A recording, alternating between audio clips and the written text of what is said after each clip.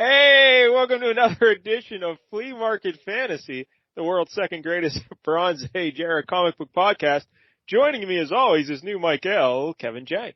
Oh, this is the comic book show. That's what we're doing here. Okay. Every week when we start recording, I open up the hockey show. So we're doing the comic book show, Flea Market Fantasy, and this week, Kevin Jank, you chose the book. Mm-hmm. Now again, real humdinger. Yeah, when you stepped in for Michael, I think you're taking the gimmick a little too hard. You know, like this, relax, trying to be the new Michael. You know, just because, man, we're 0 for 2. I think when you're calling for picks. But I mean, I feel like both of them have been entertainingly bad, especially this one. This one in some weird directions. I don't know, man.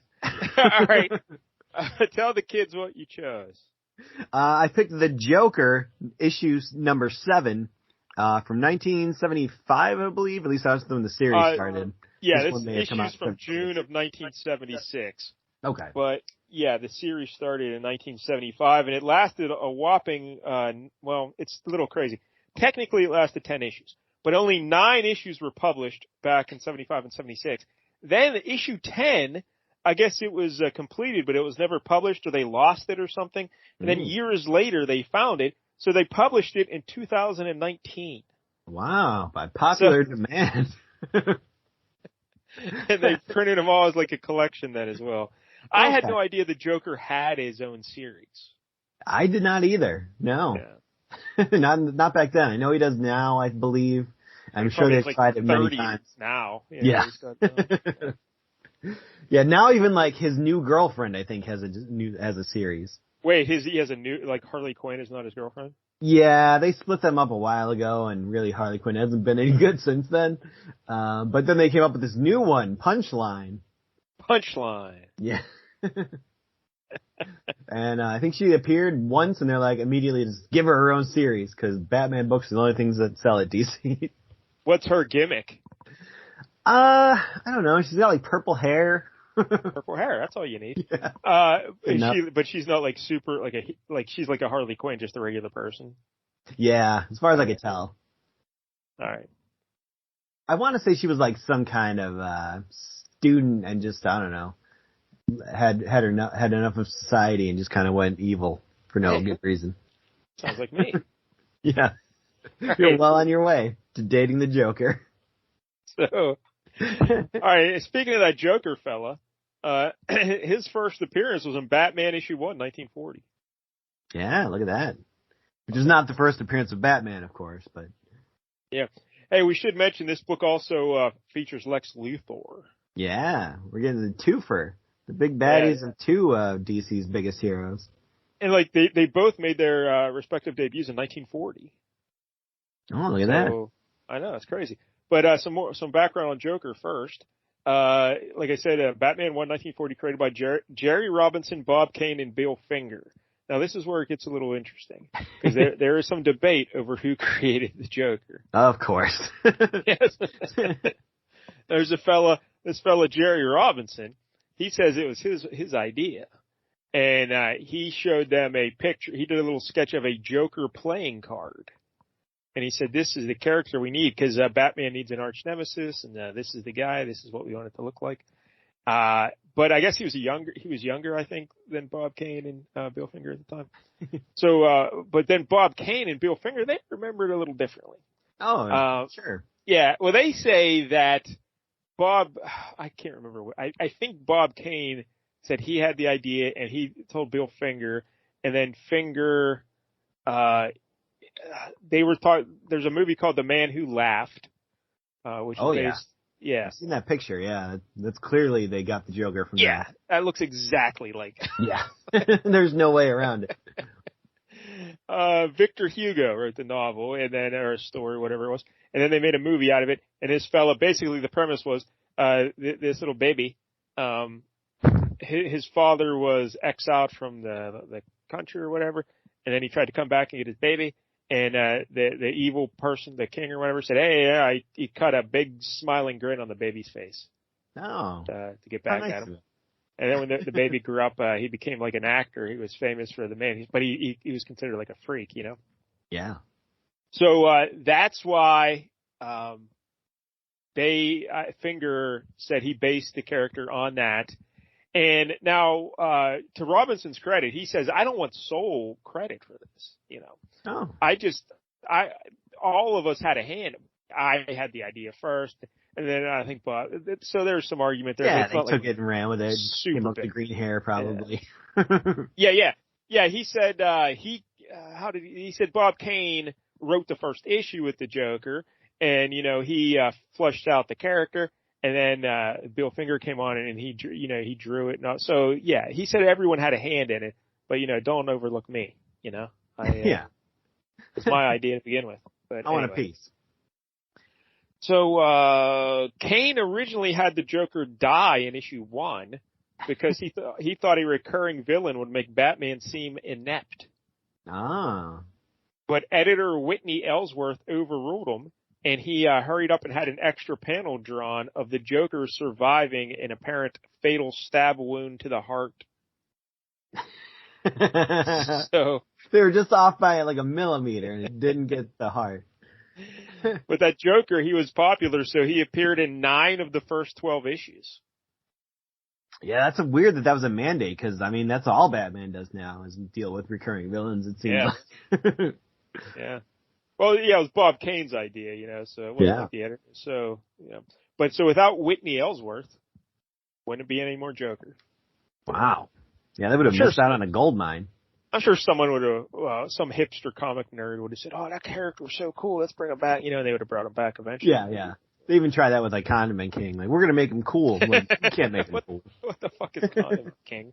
I think he's also a Batman villain, but yeah, he sprays, like, mustard and ketchup at you and shit. Good Lord. So be lucky I didn't pick that. So, Joker, he actually did start out as a homicidal murderer, you know, and a crazy fella. Because those early Batmans, they were inspired by, of course, they ripped off Doc Savage and they ripped off, The Shadow and other pulp fiction heroes. So they were a little grittier, you know. I believe he was fairly serious despite the clown and the smile. Like he wasn't, you know, laughing all the time and making with the ha-has. Then Bob Kane left the book because I guess he was also doing the Batman syndicated comic strip, I believe. Oh. And he just wasn't having enough time. So he left, like after issue 13. And they say that's when, Joker started to turn a little bit, became a little bit more goofy and, less serious, like a little, lost his edge a little bit. Mm-hmm. Lost his fastball. So then in 1951, Finger wrote an original story with the Joker being he filled in the backstory. So now, the Joker was a criminal called Red Hood. Yeah. Who, he broke into, I believe it was the Ace chemical plant or whatever. And he fell in a vat of chemicals. And that's why his skin got white and, you know, his hair green and all that kind of stuff. Yeah. And that was Detective Comics issue 168. Now that was also the origin, in the first Batman movie, right? Doesn't he fall in the vat? Yeah. Yep. He's not the Red Hood in there, but yeah, that's very much the same thing. The Killing Joke kind of did a version of that story, that same origin. Now, when they did the 52, they also did somewhat a version of that, where he was the Red Hood, and then I think, like, he was just like a plain, full-on supervillain already, basically, as the Red Hood, who was like leading a bunch of other Red Hoods and stuff like that, and he fell in the chemicals. But that seems to be a common touchstone in all the different origins. See, I never knew he was a Red Hood guy. I just always thought he was just a two-bit criminal. He broke into that plant and fell in the vat. But when did they introduce the bit about him, like the movies, Jack Nicholson killed his parents too? Yeah, I think that's literally the only version where that happened. Yeah. I don't think that's comic book canon at all. Because in the comic books, Joe Chill, is that the guy? Yes. Okay. Yeah. I don't know my Batman, of course. No, you seem to know. You know enough. Right. Yeah. There was a story recently where the Joker did try to turn Joe Chill into a Joker. Oh. But didn't happen. All right. In 1954, the Comics Code Authority started cracking down, so Joker became truly a goofy prankster. So that's when he became, you know, less serious. He officially became a goofball. And then I'm sure the Batman TV series didn't help them either. Well, in the tone of all the comics. In 1964, Julius Schwartz took over as the editor of Batman, and he did not like the Joker at all. So he basically quit using the Joker. But then the TV show came out in 66, and it was super popular, and Cesar Romero played the Joker, and he was super over. So they're like, all right, we got to bring the Joker back. So the Joker was in the book a lot up until 1969 when the TV show got canceled, and then he disappeared for 4 years. Wow. Yeah, he wasn't in the books for 4 years. And it wasn't until 1973 Denny O'Neil and Neil Adams resurrected the Joker in Batman 251, and they brought him back. And they took him back to his homicidal roots, and Adams started drawing him taller and leaner, and he gave him the exaggerated jaw that he's kind of famous for. Yeah, it's a good look. Like, I'd never realized the Joker, his official height and weight. Would you care to guess the Joker's official height and weight? Let's see. I'm gonna say he's like 6'2". Let's say $160. 6'2", 160. Because on the hockey show, I like celebrity heights. I'm always intrigued by celebrity heights. But according to like DC Fandom or whatever I was on, he's 6'5", 192 pounds. Yeah. Wow, he's That's like Larry. taller than I expected. Yeah. Well, one of those is like Larry. Yeah.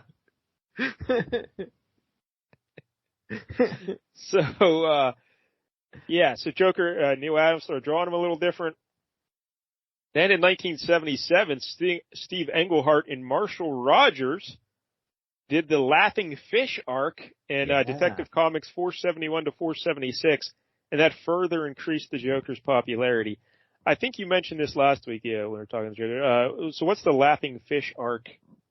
I honestly haven't actually read it, but I've seen so many images from it, and I know they did it on the Batman the Animated Series. There was an episode about that where he just kind of poisons, all the fish in Gotham Harbor with this toxin that gives them all the big Joker grin.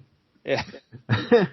So, did the fish, were the fish poisoned, or did the fish taste different, or? I'm sure if you ate them, you would probably get infected with it too, yeah. Then precursor to him putting it in all the Smilex products in the Batman movie, I guess. Oh, that's right. Yeah, they did do a similar gimmick. In 1986, of course, The Dark Knight Returns by Frank Miller was a big Batman thing, really rejuvenated Batman. And Joker was in that, right? Like he was a celebrity or something. I've never read it. So what was the Joker like? Really? You've never read that story? Jesus. No. Batman? Fuck. Well, I mean, you love the Frank Miller. Yeah, but I hate the art style he used. Yeah. It takes some getting used to, for sure. Yeah. But basically, Batman has retired. He's been retired for probably 20 years. And essentially, the day Batman stopped, the Joker just gave up, too. He's just been sitting in Arkham, basically comatose, since Batman went away. So as soon as Batman, old man Batman comes back, the Joker, gets his groove again, and he just starts putting on the lipstick, and he's back. Is he still tall and skinny, or did he get overweight or anything? No, he's definitely he's gained a little, muscle mass, I guess.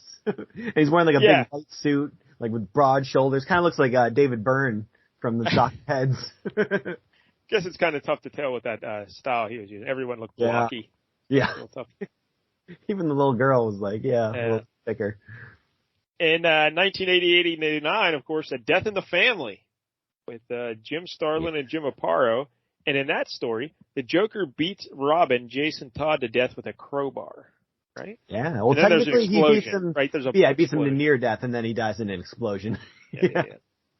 And that was the big, thing where they let the fans decide. There's like a call-in number where you could call in and be like, do you want Jason Todd to live or you want Jason Todd to die? Because it basically just ended with the explosion, and then they drew it both ways, so it could have gone either way. But yeah, the fans voted for, let's get rid of Jason Todd. I think I read that it was a 72 vote difference. Like 72 votes is what swung it. Yeah, very close. Yeah, so close. Also, 1988, you mentioned it earlier, The Killing Joke, Alan Moore and Brian Boland. I did read that. That's a good one, too.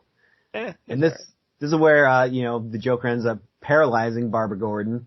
So really just the late 80s cementing the Joker as the ultimate Batman villain because he's just taking out everybody. Because before that, I guess he would always, he started out as his top villain, but then he clearly faded away a little bit in the early 70s, and they brought him back, and then it seemed like was waning a bit in popularity towards the end there, but then that really cemented him as like the guy. Yeah. And then the movie, of course. Yeah, that helps. Jack Nicholson, yeah. Yep. All right. And the animated series, they had, Mark Hamill doing the voice, so he was a big favorite over there. Yeah, the Joker was really good, and that's where they got Harley Quinn, right, from the animated series, and that really made that a thing. Yeah. Any other Joker tidbits you'd like to share? Because I'll be honest, Jack, it seems like you know a lot about Batman. I know my fair share about Batman, not nearly as much as Mike L did, of course, but of the DC properties, Batman is my favorite. I know that hurts you and stabs you right in the heart, like the original Joker story, but yeah, I'm trying to think. My favorite DC, I guess, would be All-Star Squadron, the old school All-Star Squadron. Ooh. That would be my favorite. Yeah. Anyway, I would say that the Joker is up there, if not the greatest, comic book villain. Yeah, I mean, it's hard to argue that. Yeah, he's pretty great. They did a whole thing recently, I don't know if you're aware of this, but there was this whole thing where Batman was on like Mobius's chair, and he asked it basically it was a chair that has all the knowledge in the universe. So he asked it. Who's Mobius? He's one of those new gods, like Darkseid's people. Oh, okay, one of them Jack Kirby dudes. All right, So he has this chair that he sits in that gives him access to any information. So Batman was sitting in it one time, and he asks, hey, who is the Joker? And it basically told him there's 3 Jokers. And for some reason, Batman didn't go any further with that and go, hey, who are all 3 of them?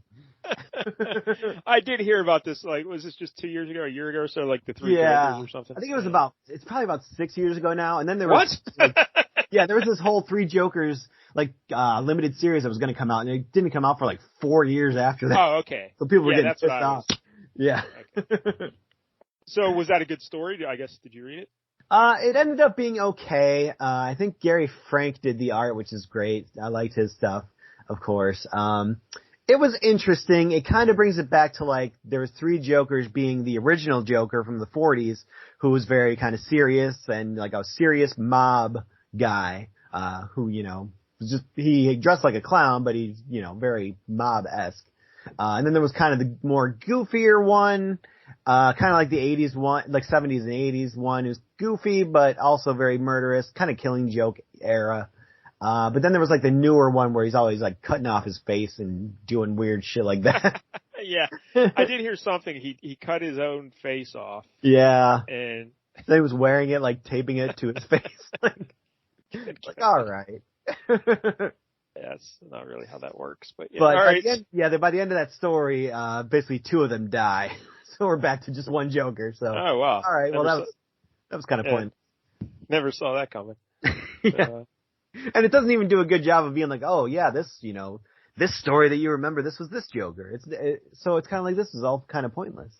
They should have had one of them look like Cesar Romero. One looked like Jack Nicholson. Yeah.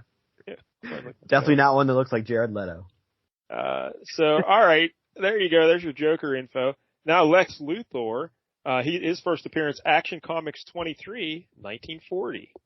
Yeah. Created by Jerry Siegel and Joe Shuster.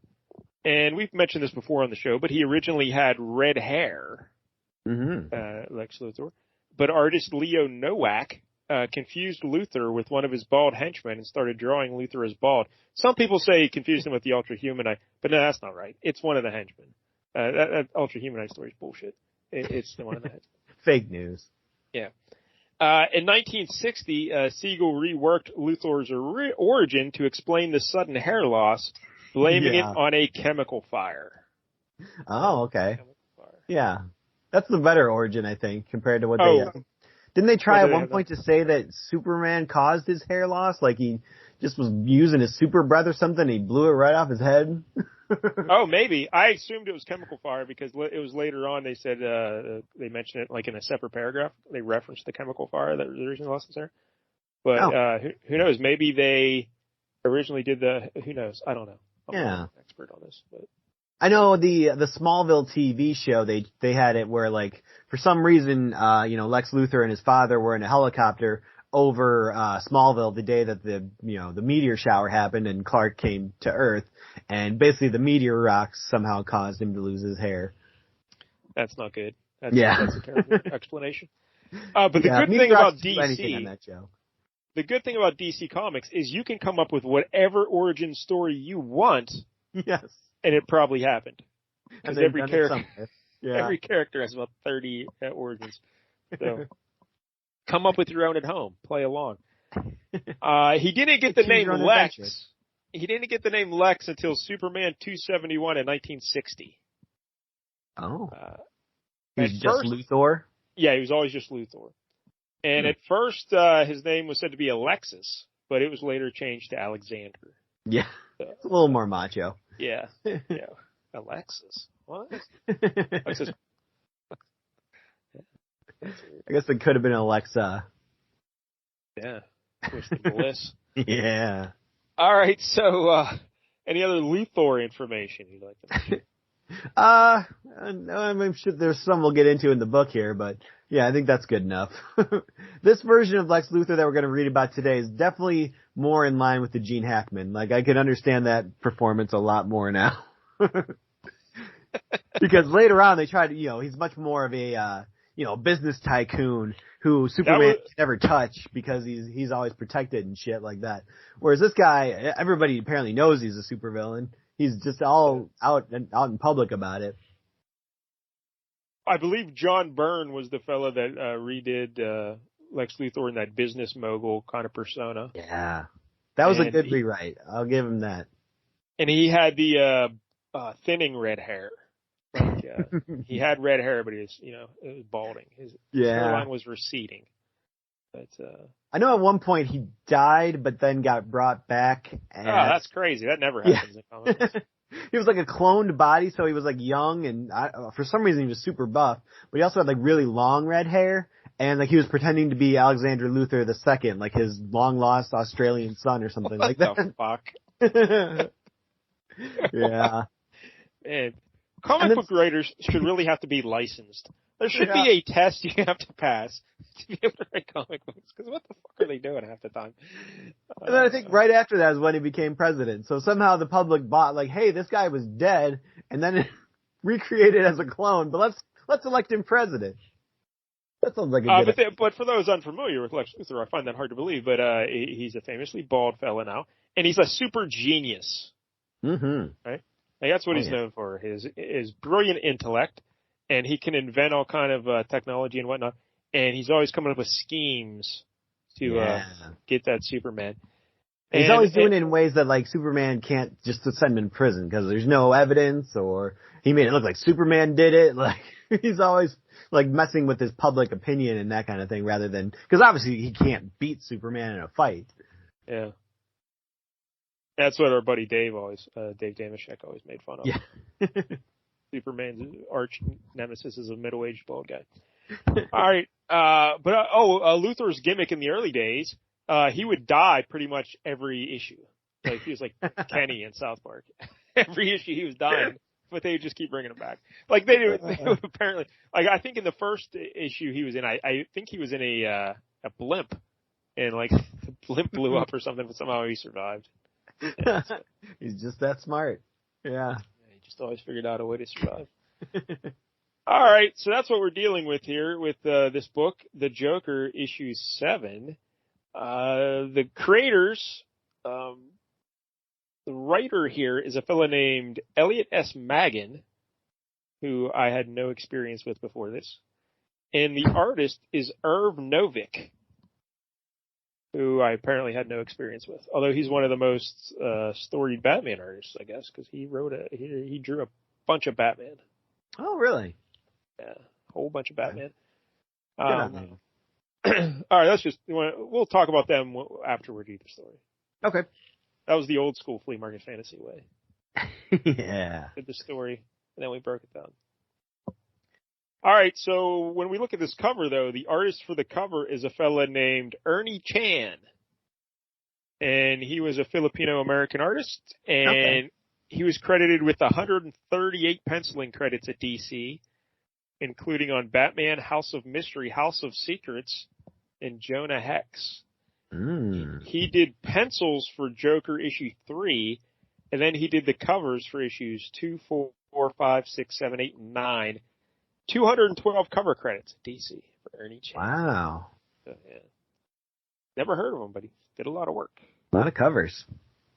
I like his version of the Joker on there with the incredibly thin chin. See, I don't know if I like that. I don't know if I like that. It's interesting. Yeah. It's pretty much inhuman, but, you know. Yeah, that's what I don't like about it. But all right, so here we go. Look at the cover at the top. We have the Joker. He's got his own little distinctive little logo there we'll talk about in a minute. Mm-hmm. The Joker's on the left. There's a green ribbon across the top, and it's Joker on the left, and there's the line of DC superstars in a white circle with red stars and red lettering, and then the DC's in black. That's right in the middle of the green ribbon. And then to the right, co-starring Lex Luthor. And he's like in his little purple shirt, the collar flipped up, and he's peering over his shoulder, like winking at you. Hey, I'm Lex Luthor. How you doing? I don't need red hair. And this was 30 cents. 30 cents. Pretty cheap. I would kill for that now. Yeah, it's way too much for what this was.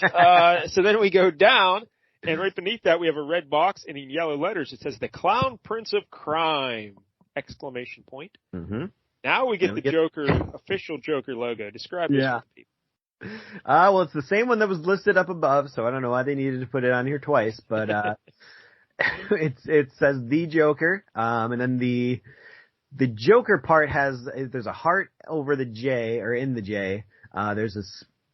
There's a club in the K.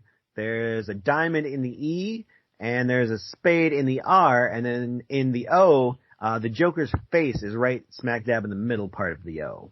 Yeah. It's a big, smiley, happy Joker with a barely perceptible chin. Mm-hmm. And jaw, I should say. It looks like just a mouth and then a chin beneath it. Yeah, some very pointy cheekbones. Yeah. And then the actual image on the cover. Which is only about half of the page. Because it's so much titles. A lot of blue sky up top. And then we have an angled Empire State Building. And this is a representative cover. It's not a realistic cover because we have Lex Luthor bigger than King Kong at the top. And he's throwing the Joker down towards the camera, towards the bottom left. And the Joker is saying, "Luthor has stolen my madness, my sense of humor, but this is no joke."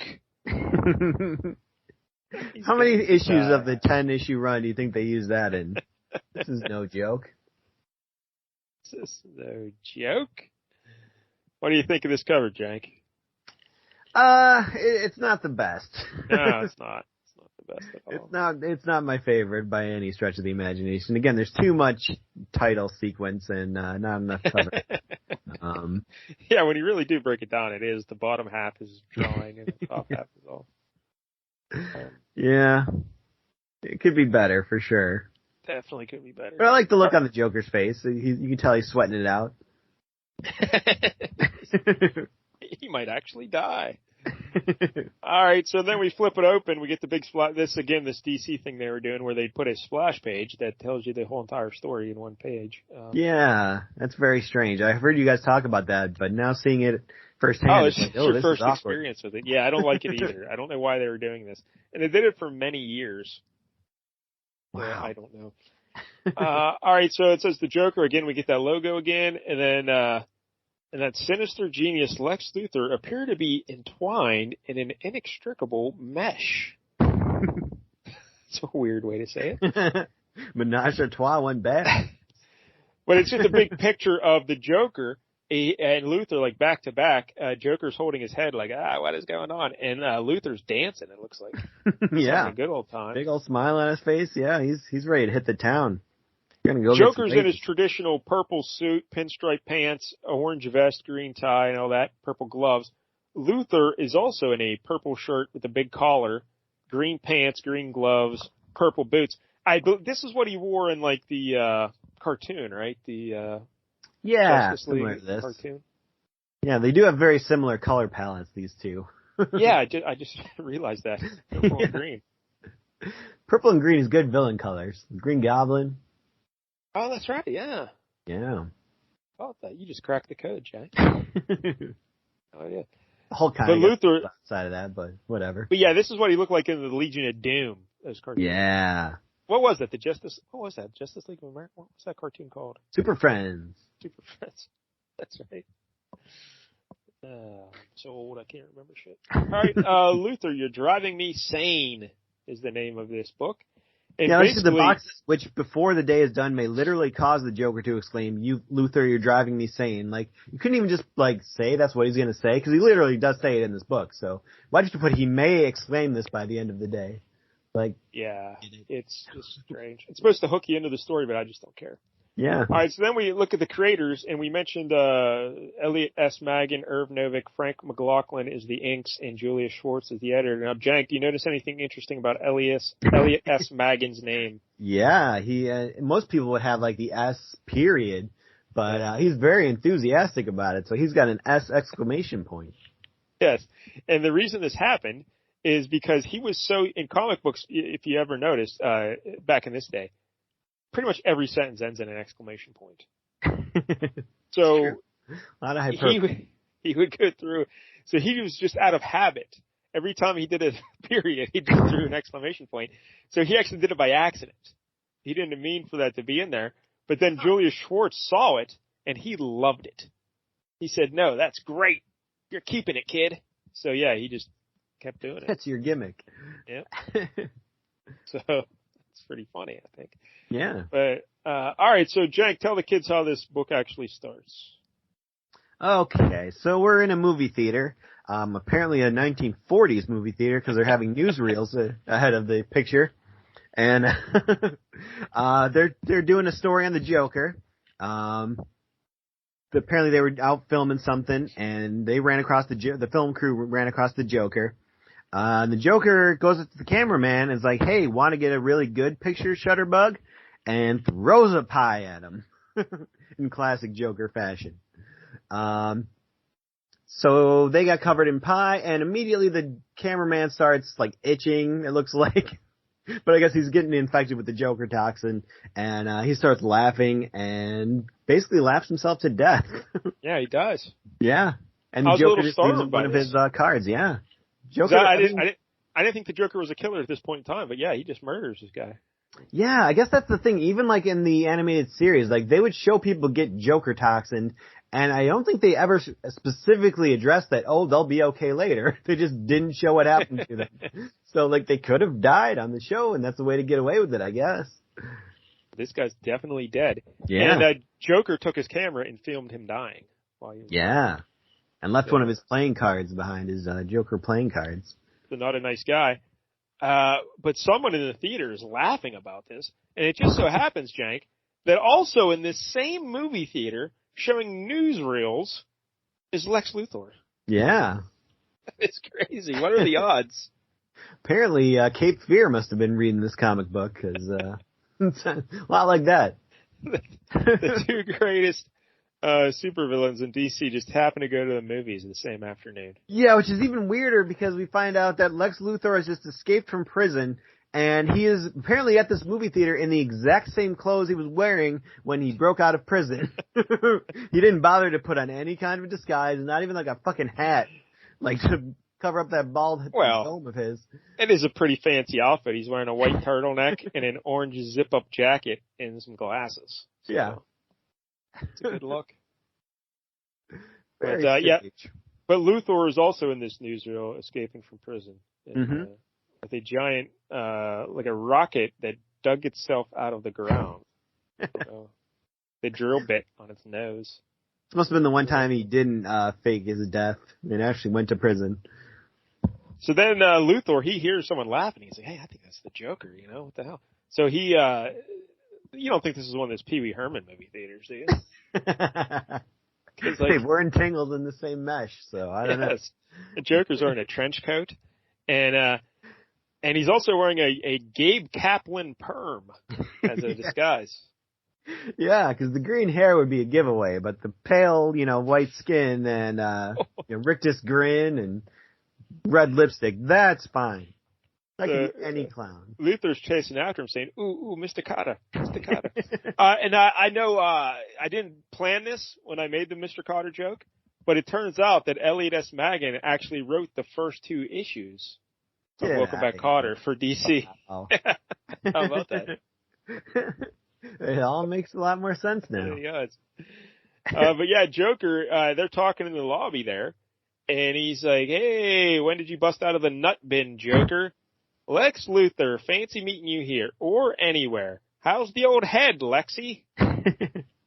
Strange. It's Alexis. Get it right. And he says, "Don't call me Lexi. My mother called me Lexi. No offense, big fella. Want to try on my wig?" But meanwhile, one of the movie workers at the theater, he spots the Joker and Lex Luthor, and he goes in and tells his boss, and he says, "Hey, the 2 greatest criminals in all of our planet are enjoying a movie. We should call the cops." Or was he just ratting them out because they were talking? That's what I like to think. It's like You gotta crack down on that shit. So Joker and Luthor, Jank, for those who don't know, Jank loves the movies. He goes to the movies all the time. At least he did pre-pandemic. Yeah, there was a time. So does that just irritate the hell out of you when people talk in the theater? Oh, yeah. Nothing worse. I don't leave my house, so I don't really know. Yeah. Especially when they bring children. Because they never shut up. Children. Yeah. So Luthor and the Joker, they go to Burger Blast to have lunch together. And Joker is telling Luthor some jokes along the way, and none of them make any fucking sense. Well, they keep cutting away from like the middle parts of the joke, so you get the start and the end. So it does kind of make sense, but yeah, you're definitely missing pieces of the joke. Yeah. So the cops pull in though because someone called the Fuzz. Yeah, it was that mean old movie theater owner. Yeah. So Luthor, he gives Joker a little, what is that? A joy buzzer? What the fuck is yeah, I guess so. It's like the face of a watch, but it has a picture of Superman with a clown nose on it. Yeah, it's so weird. And he says, just twist the nose. And I have no time to explain. So Luthor goes running into he's going to give him something that's going to fuck up the Joker so that he can get away while they're going after the Joker. But no, he's actually helping him out. Yeah, they're buddies. He's a nice guy. Buddies. So the Joker spins the little nose on Superman, and he becomes like electrified, like he has a force field or something. Yeah. So when the cops try to grab him, well, also, why do these cops have helmets? That's strange. That is strange. Yeah. They look like they used to operate in caves, I guess. I don't know. So the cops try to grab him. This force field like zaps him and sends him flying. And then some other cops track Luthor into the kitchen. But now there's 3 Luthors. Like there were 3 Jokers a couple years ago. Yeah. Now there were 3 Luthors. And but a couple of them are just holograms. Yeah, really, all 3 of them are holograms. Because the real Luthor's just kind of dashing out the back while this is happening. Yeah, I like how he's running there. That's pretty good. And but the Joker, Jank, he just keeps running out with his little force field on. They're shooting at him. Yeah. And these minions of the law fall off me like dandruff. But then suddenly, the Joker feels himself flying in the air. You explain this. Yeah. Oh my God, this is where this really just took it to a whole nother level for me. Lex Luthor is now flying around, not because he has one of his, jetpacks on him, but because... That's what I assumed. Yeah. That's what I assumed. He had jetpacks. That would have made sense. You break out of prison, the first thing you do is grab more of your tools and shit. But no, he scraped some paint chips off a wall in the kitchen, mixed it with some chemical odds and ends he found in the kitchen, and put them in some old soda bottles. And somehow made himself some rockets out of those. Now, I'm not sure how you do that by just using a Coke bottle. I mean, you can make a volcano, but probably not a fully functioning jetpack. And Joker's like, hey, how come nobody can touch me? He says, except me, clown. So I guess or Luthor's using the same gimmick, I guess, that he gave Joker, so now he's able to grab him. Mm-hmm. And so they fly to a rooftop. And then Luthor says, all right, I'm out of here. So then Luthor just runs down. They were on the street. They fly to the rooftop, and Luthor goes all the way down the stairs to leave through the front door. I'm assuming they flew, to a different rooftop, not just the one next door. Yeah, because it looks like they just go to the one immediately next door. Yeah. Well, yeah, let's assume they're like a couple city blocks over. Yeah. They just didn't want to show endless panels of them flying through the air and not seeing Those are quite the soda bottles. They can carry them that far. Yeah. Soda bottles, because those won't melt if you're 400 creating pounds flying through the air. And so now we cut back to Luthor. He's at his little, his lavish penthouse high over the city. Yeah. And what's he doing here, Jank? He's coming up with a scheme. He's going to steal the Green Lantern's strength of will. Yeah, his willpower. Which, I mean, I guess the only good that would do is the Green Lantern couldn't use his powers anymore because his powers are based on will. But I had no idea. What's Luthor going to do with his will? Like, he's clearly got will to spare. Like, he made jetpacks out of a fucking soda bottle. What can't this guy do? I thought Green Lantern would just like go off his diet. I'm starting carbs all the time now. That's I think what the Green Lantern, the different color lanterns are based off different emotions. I believe the green is based off of willpower. I had no idea. Yeah. You know a lot about your DC comics. More than I thought, yeah. So Luthor has this giant helmet that he puts on, and he's doing a countdown because magically he's going to shoot some laser beam out of his head or something, and it's going to sap Green Lantern's willpower. Now, keep in mind, Green Lantern is not wearing a similar helmet. Nope. He's just going to send a laser from this city all the way over to Green Lantern's home city. Yeah. But when the Joker wants to play a prank there on Lex Luthor, he crashes through the glass window. He's probably just cut to ribbons when he does this, but he jumps through the... Then he grabs a similar helmet and sticks it on his head. So now, when the countdown goes off, Luthor and Joker swap personalities because they were both wearing helmets. Yep. So he would have just gotten all the willpower of that chair that the thing was sitting on? That's where I was confused. Because Green Lantern was not wearing a helmet. Nope. So why did he think that? Anyway. So now this is also confusing, but Luthor is in his body. He is still Lex Luthor, but now he's silly. Yes. He got the Joker's insanity, essentially. Yeah. His madness. So they swap personalities, but not brains. No. Like Luthor still is Luthor, Joker is still Joker, but because it does get a little awkward because it's like, wait, is Luthor's brain now in Joker's? But no, just the personality. Yeah, it's just like their traits have been changed. Like if someone went in and changed their stat points. Yeah. They amped up Joker's intellect and cunning, and he's kind of cunning though. And then they amped up Luthor's wackiness. So there you go. And they made Lex Luthor wear that weird purple muumuu that he's wearing in the next panel. Yeah, that is weird. I don't know what that's. I guess very it's purple lab in the hips. His lab coat, but it's purple. Yeah. I don't know. So Luthor, he does have his rocket launchers now, his little jetpacks. Burned out those soda bottles finally. They're attached to his boots, by the way. Yeah. And he just flies through the broken window and he says, "Hey, so long, you blithering genius." And happy landings getting out of Luthor's lair. Couldn't he just take the stairs? I guess I had to think about that one long and hard. I guess there's no door and he just flies in through the window every time. I have no idea. That's the only thing I could think of because otherwise, there should just be a door that you can go out, but that would seem to be a terrible design. Yeah. Because you're not going to always have your little rocket boots on, Yeah, what if you run out of gas as soon as you get up there? Like, oh, shoot, what am I going to do now?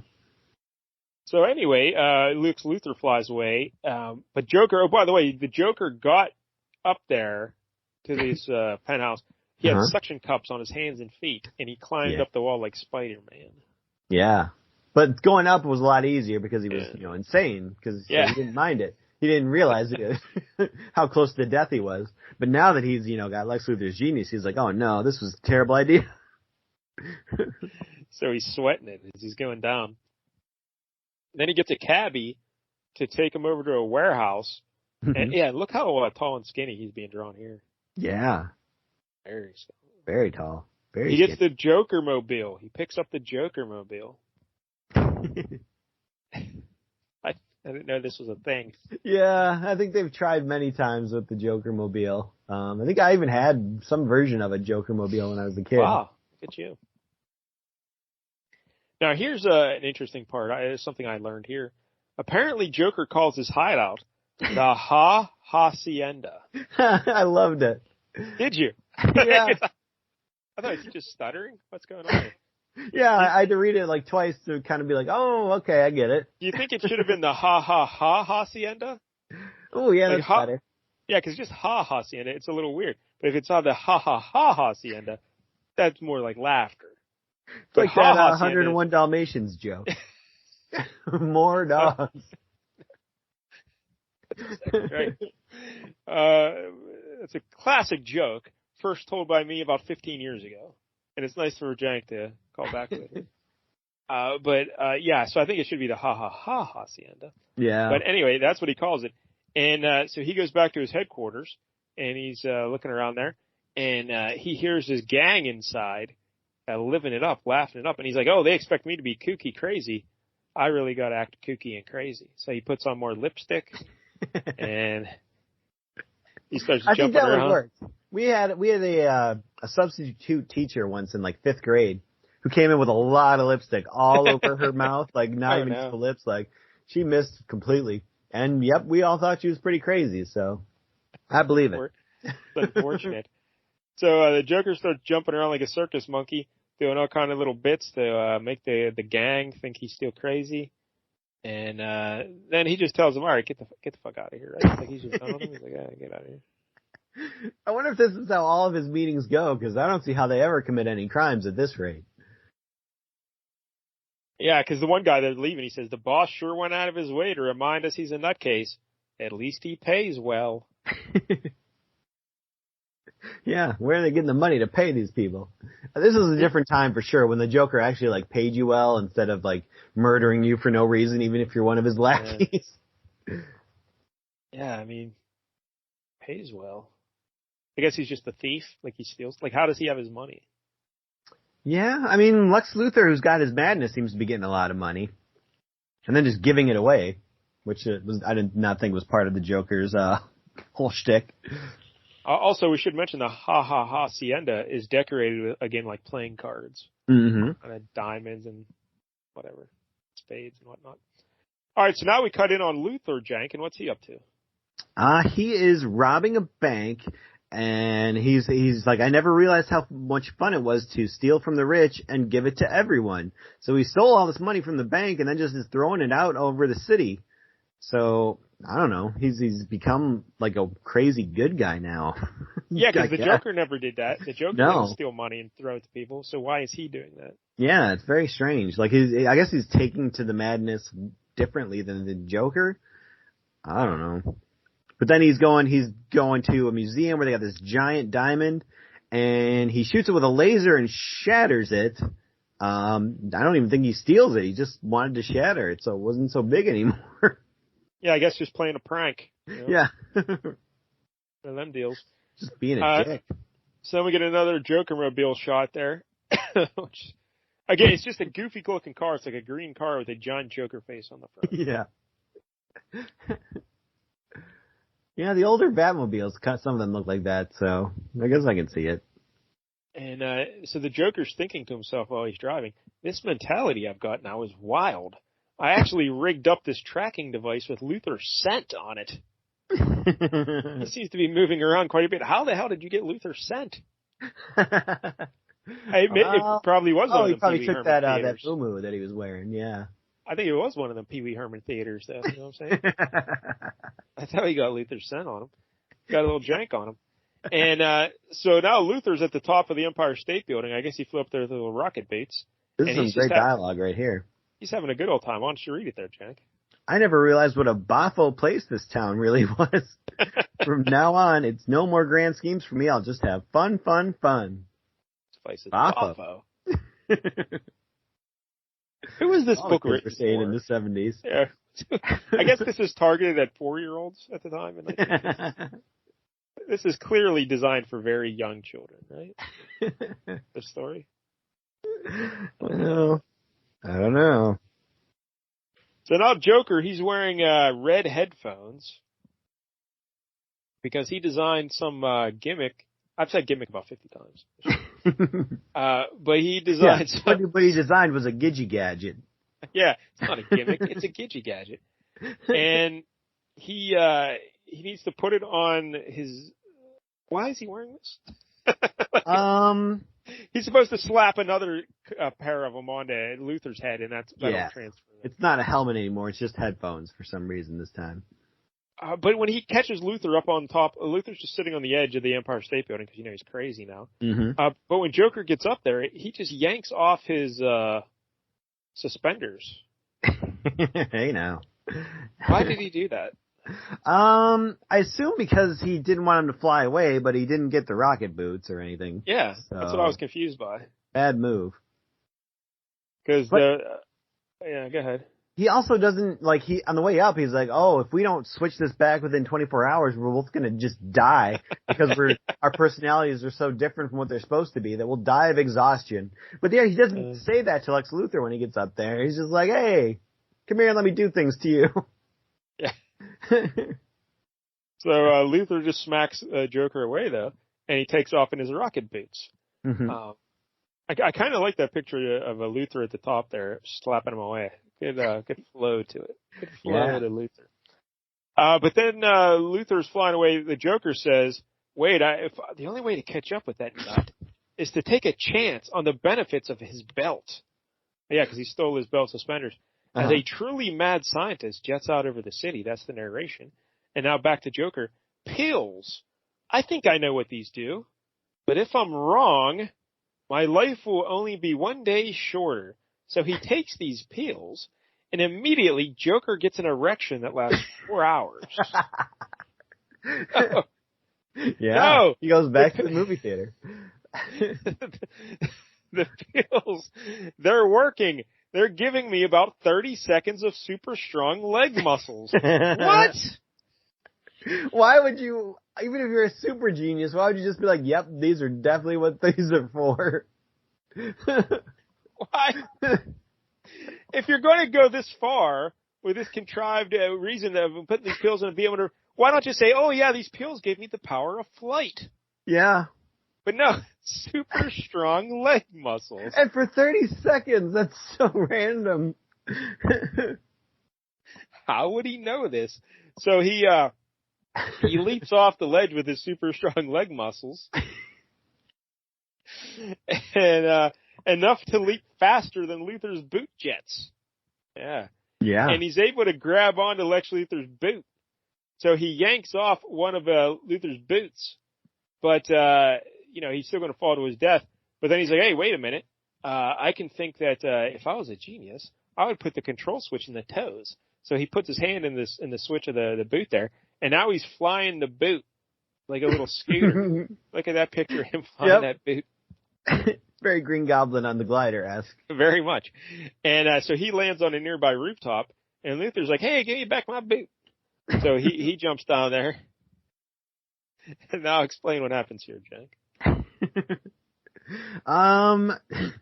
It's very strange. The Joker tackles Lex Luthor. Luthor punches him off a little bit. He's like, I don't want to be sane again. When I was sane, I did everything because I hated Superman.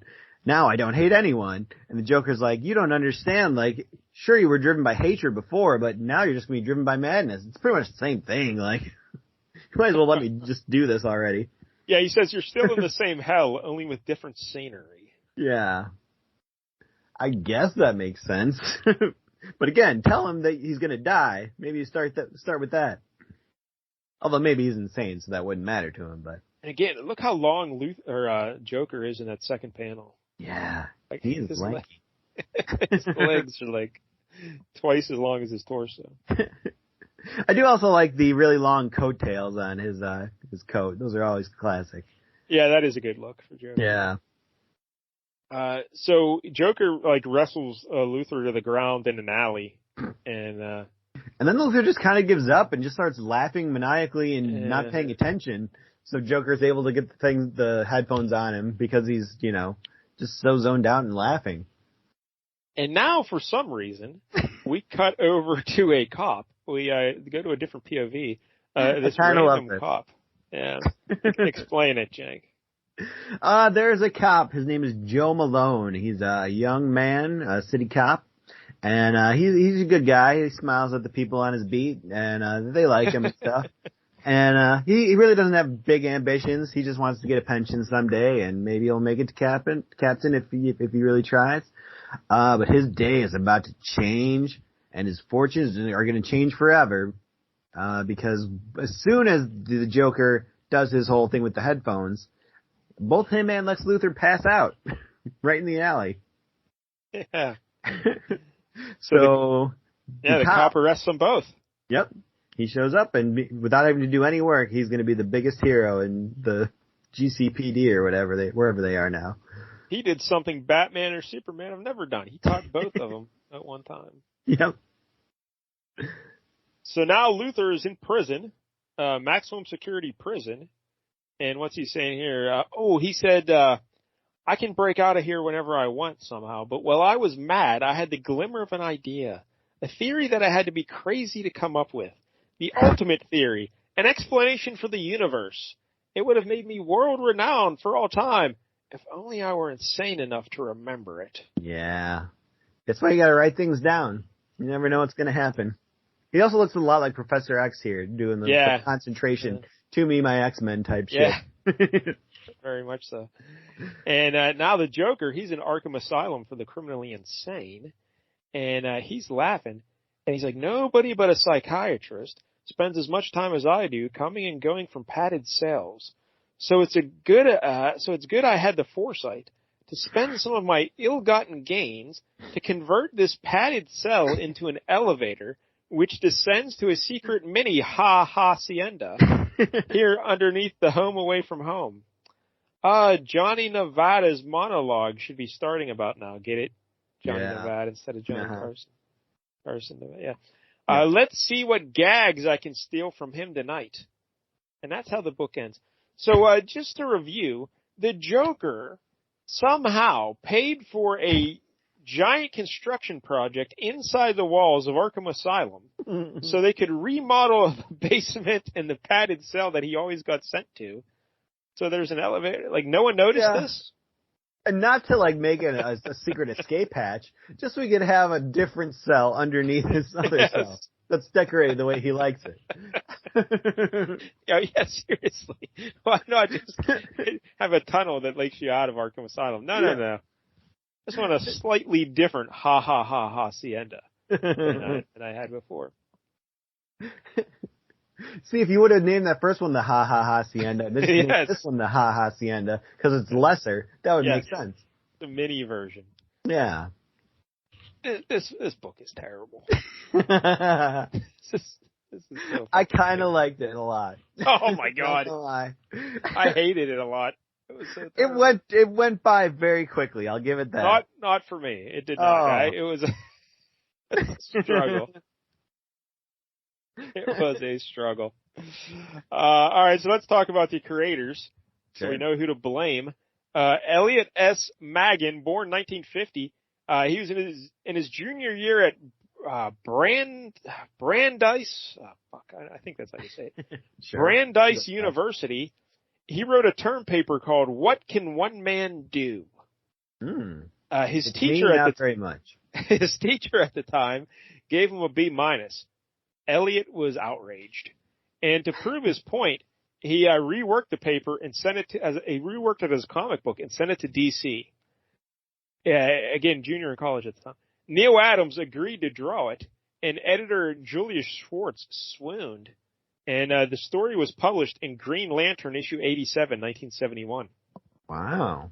And apparently, Julius Schwartz said he has never encountered such an amazing script as this in all his days as an editor in the comic book. And he says the only thing I can compare it to was that at one time in my younger days when I edited a short story by Ray Bradbury. Ooh. High praise indeed for Elliot S. Maggin, Yeah. The writer of Joker issue 7 that we just read. I mean, that's a guy who deserves an exclamation point in his name. I think that's why Julius Schwartz told him to keep doing it, because he loved this guy. He loved Elliot S. Maggin. So at Brandeis University, the sad thing about Brandeis, well, I was so mad why I couldn't, because I actually watched the video how to pronounce Brandeis University, so I could say it properly. I think Brandeis. It was all for naught. I think Brandeis. Cousin Brandon University. He befriended the vice president of the university, and this fella just happened to be the stepfather of a young fella named Jeff Loeb. Oh. Tell the kids who Jeff Loeb is. Well, I believe he was co-writer of Teen Wolf, but that's right, he was. Yeah, he was. But beyond that, he was also a comic book writer. Did a lot of stuff for Marvel in the '90s, and even beyond. He also did some stuff at DC, but I believe wasn't he involved with the X-Men at some point? Like the new X-Men? He might have been. That's what I always think. Briefly, if anything. Yeah, okay. Because I think Mark I think he did Cable for a little bit in the 90s. Oh, that makes sense. Yeah. I don't think he's anyway, this young Jeff Loeb fella, who wrote them when the Jim Lee era X-Men? Who wrote them after like Jim Lee? Like he was drawing that new. Yeah, X-Men. that was Fabian Nicieza that took over as the writer. Okay, all right. Yeah, and Scott Lobdell was doing Uncanny. Lobdell, maybe that's something. Yeah. Loeb, Lobdell, very similar. At least in my brain. Yeah. Some weird. But anyway, this young Jeff Loeb fella, he says, "Hey, Maggins, I have an idea for you. It's a Superman story, and it's called Must There Be a Superman?" Oh. So Elliot S. Maggins. According to Mike Dell, no. Yeah, exactly. No, there must not be a Superman. But he liked the idea, so he wrote it up as a story, and it got published in Superman 247 in 1972. Oh, that's So, cool. I guess, I don't know, did he pay Jeff Loeb for giving him that idea, or did he, Yeah, somebody just writes it in for the letter column, you're like, yoink. He has 238 rating credits at DC, mainly Action Comics and Superman. He wrote issues 4, 7, 8, and 9 of The Joker. He also did issues 1 and 2 of Welcome Back, Kotter, as I mentioned earlier. He was an editor at DC from 1989 to 91.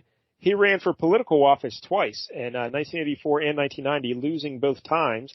He was also married and divorced to the same lady twice. Oh, wow. That takes balls. Yeah. Yeah, because every once in a while you hear of someone who gets married again, you know? Mm-hmm. But I don't know if I've ever recalled someone getting married again and getting divorced again. Usually if you make the same mistake twice, you're like, all right, whatever. Yeah. You got hit on that with the coconut in between and forgot how bad it was. That is very interesting to me. So, all right. That's Elliot S. Maggin. I have never heard of him before this. Had you ever encountered Elliot S. Maggin? No, I think I would remember that exclamation point. Yeah, I guess he was primarily DC. That's why I don't read DC. That's why I never counted. Why did he only do 2 issues of Welcome Back, Kotter? Or were there only 2 issues? Yeah, I think there have only been 2 issues. I don't know. I always threatened Mike L that we were going to do a Welcome Back, Kotter on the show. Maybe we will do one. Yeah, we'll have to get to it eventually, I guess. That'll fill out my DC quota on my punch card. I'll get a free hoagie. All right. So, anyway, that's Elliot S. Maggin. What'd you think of the writing here, Jank? I liked it. Again, it's not good, but on like the LCS bad movie scale, I thought it was funny that, the pop bottle thing really, I was just like, this is a whole nother level, of stupid. Yeah. Stuff like, Bafo and stuff like that. The whole movie theater thing. It was goofy. So I was like, this fits for a 70s Joker comic. The remodeling of Arkham Asylum with no one noticing. Yeah. The hacienda. Yeah. On a terrible, movie scale, terrible comic book scale, yeah, this could rate highly. Yeah. But on a normal comic book scale, this reminds me of a young Ray Bradbury. No, it doesn't. This is terrible. No. This is awful. No. No, nothing about this was that groundbreaking. I mean, it's not quite a body swap, but it's close enough that you're just like, yeah, I've seen this done better. I guess we should say the premise of this Joker series, it wasn't the Joker, he wasn't necessarily becoming a hero, but he also wasn't really doing evil things. He was kind of interacting with other villains and just having little wacky adventures. But I guess in like issue 9, he does, or maybe that was issue 10 that didn't get published, because I can't remember the way that broke down. Yeah, I think it was probably issue 10 that never got published until later. He does like, yeah, he does kind of like fight the Justice League, and he beats them, and it seems like he's killed them all. Whoa. And the book ends. I think the title of the story is called 99 in 99 100% Dead. I think is what the title is called. So it makes it look like he killed all the Justice League, and then the book ends, and then they never really explain it. So. That's cool. Yeah. Oh, I'm looking at it right now. I've pulled it up, and apparently it ends with he's talking about a pity you can't stay for the rest of the story because it involves a rather interesting gentleman, my father. Whoa. The Joker's father? That would have like wrecked everything. I think you don't want to know too much about him. Hey, you know what if it would have been Bruce Wayne's daddy too? Oh yeah. That old chestnut. So anyway, not a big fan of the writing here. Yeah, I mean, is it, Claremont's X-Men? No. But it's, as far as bad comics go, I found it enjoyable. It was a light read. So the art here is by Irv Novick, who I kept calling Novak in my research. It took me way longer than it should have, for me to notice that his last name is Novick. Because Jank, I make my living as an editor. Yeah. So you think I would have noticed that at some point, but I was well into calling him Novak for a very long time in my head. But, well, it's all that Pat Novak. Yes. Through your head Pat Novak for hire. Yeah. Greatest radio show in the history of the world. Anyway, 1916 he was born, and sadly he passed away in 2004. He was born in the Bronx. He graduated from the National Academy of Design. He started out in Harry A. Chesler's workshop. Harry A. Chesler was one of the original, he was a comic book bundler or packager, they called him back in the days. But in the golden age of comic books, he was one of the big publishers kind of guys, Harry A. Chesler. And from 1939 to 1946, he worked for MLJ Comics, which later would be known as what, Jank? MLJ? Let's check your comic book history. MLJ. Mike L would know this. Yeah, I'm sure he would. It became Archie Comics. Oh, okay. He also joined the Army in 1943. Of course, there's some sort of a war happening at that point in time. From 1946... War of 1812. I remember well. From 1946 to 1951, he worked in advertising and on 2 successful comic strips. One was called Cynthia, and one was called The Scarlet Avenger. One of them sounds awesome. I'll let you decide which one is which. He started his long association with DC in the 1950s, doing mostly war and romance comics. And in fact, in 1962, Novick drew an All-American Men of War comic, issue 89, which featured a panel of a U.S. Air Force jet shooting down an enemy fighter with the sound effect wham. Now, does that sound familiar to you at all? No. Was George Michael a big fan of it or something? No. There's an artist named Roy Lichtenstein, and he did a bunch of pop art, and he would often just rip off comic books. And he ripped off that panel of Novick's, and he created a very famous painting called Wham. And if you look it up, maybe you would recognize it. You would think, oh yeah, I just probably seen it. I see it. I don't think I've ever seen this before. No. Huh. All right. Fair enough. But it's a very famous painting, and so that was actually based on an Irv Novick panel. So that was interesting. Yeah. You can see the panel. They're definitely similar. Oh, yeah, Lichtenstein's is it's a lot more cartoony. Yeah, it's also flatter. Novick's has more dimension and depth to it, I think. Mm-hmm. Also, he has 510 penciling credits at DC. 510. Damn. He drew a ton of Batman. From issue 204 of Batman to issue 342. He didn't draw all of them, but like 3 out of every 4 he was drawing. And so that's a span of 1968 to 1981. So for a 13-year span there, if you picked up a Batman book, chances are you're reading his work. So it's a long time. I had no idea that he did that much Batman. Yeah, that's quite the run. He also drew Joker issues 1, 2, 5, 6, 7, 8, and 9. And he worked all the way until his eyesight got so bad he had to retire, until 1990. So at the age of 74, he was still putting Wow. So, good on him. I know, Herb Novick, one of the two true titans of comic book art. But I wasn't a huge fan of this one. But, yeah, it wasn't bad. Yeah, that's how I feel. It wasn't impressive, but it also wasn't terrible. It was perfectly serviceable. Again, it just seems like this book was geared to 5 or 6-year-old children, right? Yeah, I could see that. Like the but art style, the writing. Joker murdering someone. That is true. Yeah, he does murder. So, and they were jerking off in that theater at the beginning too. That was weird. So maybe it was meant for adults. I don't know. Yeah, could be. Maybe a young Pee Wee Herman read this one and was like, "Hey, that gives me ideas." There are a couple panels I enjoyed. Luthor running out of the kitchen when the holograms were getting arrested. Mm-hmm. Like that. Luthor smacking Joker away. I like the form there. A couple, one or two. So not terrible, but not great either. Middle of the road.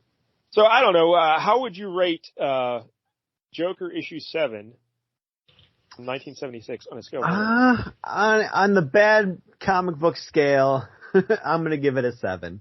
Wow. I found it quite enjoyable. It went down smooth.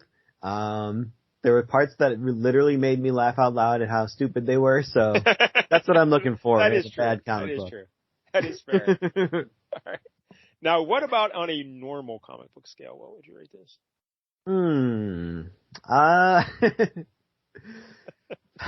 I guess that'd be more like a 2 or a 3. Yeah, there you go. On a normal scale, this is no higher than a 2. Yeah. This is terrible.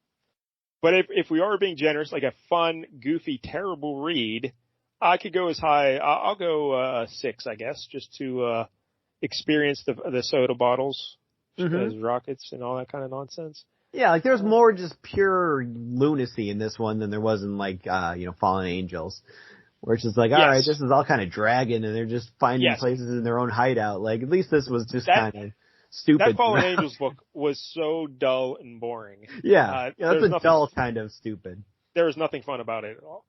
There is some funny stuff about it.